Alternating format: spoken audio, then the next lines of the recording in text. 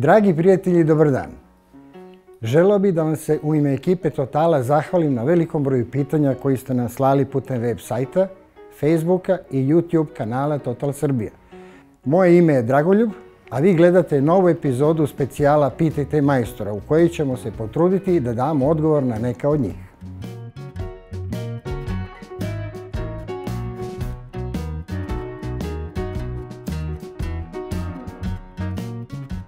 Nije problem da promenite gradaciju ulja ako je auto prešao više od 200.000 km. Dokle god pratite uputstvo proizvođača i preporučene gradacije za vaš motor u odnosu na klimatsko područje.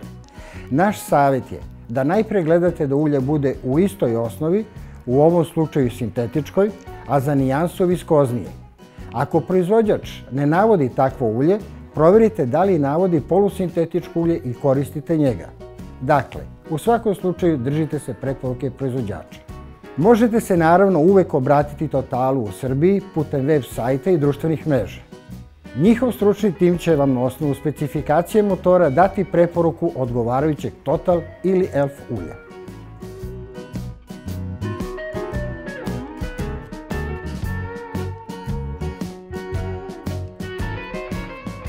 Zvuci škripe i lupkanja u prednjem trapu ukazuju na to da je prisutan izvestan luft. Potrebno je još jednom detaljno provjeriti sve delove na prednjem trapu, naročito iz regije u kojoj se čuje lupkanje, jer je moguće da je tu kvar, tako reći zamaskiran. Naročito je teško vidjeti šolje kada je auto podignut. Detaljan pregled u ovom slučaju podrazumeva skidanje i rasklapanje celog stožera. Potrebno je ponovo pregledati kugle, viljuške, krajeve spona, sve gumene elemente, stabilizatore, šolje amortizera, uloške amortizera i da eventualno nije pukla neka opruga.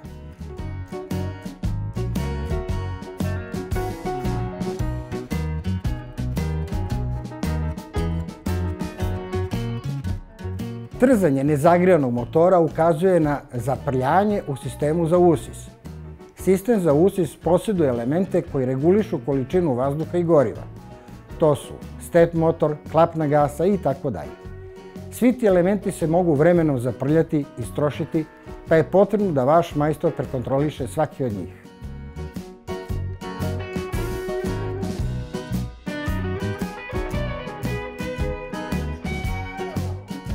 Do pojave vakuma, odnosno klobučanja i zvuka nalik brbotanju, dolazi onda kada ne postoji mogućnost prolaska vazduha kroz Iberlauf.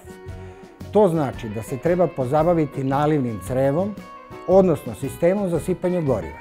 Naime, svaki rezervoar ima lulu kroz koju se sipa gorivo, a paralelno sa tom lulom ide i crevo, takozvani Iberlauf, odnosno ozračivač.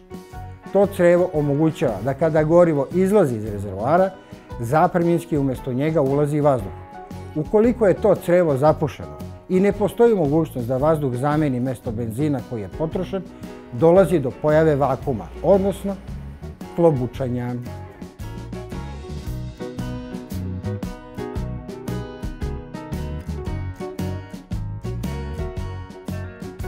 Lično, mislim da su sasvim korektni motori kao i svi u ponudi.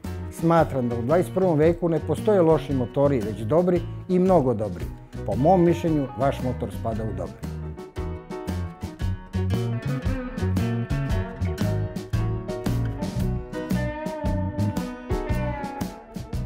Ako prebacujete u drugu i treću brzinu pri malom broju obrtaja, sasvim je normalno da trza jer je u tom trenutku obrtni moment motora nedovoljan da bi povukao težinu automobila bez problema. Probajte prvo da podignete broj obrtaja na kome ćete menjati brzinu. Na primjer, ako ste to činili na 2000 ili 2200 obrtaja, probajte da počnete od 2500 do 3000 obrtaja. Ako i tad bude trzao, onda je naša preporuka da odete u servis sa kvalitetnom dijagnostikom koja će ukazati na vrstu kvara.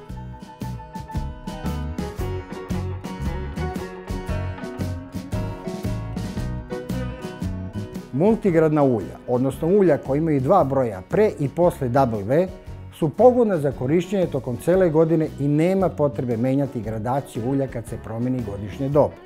Inače, vaš motor je koncepcijski odličan, prelazi dosta kilometara i ako je to preporučena gradacija za vaš motor, nema potrebe da je menjate. Nadamo se da su vam naši savjeti i preporuke bili od koristi. Pratite naše kanale YouTube, Facebook i slobodno nam pošaljite vaša pitanja i nedoumice. Do sljedeće epizode, pozdrav!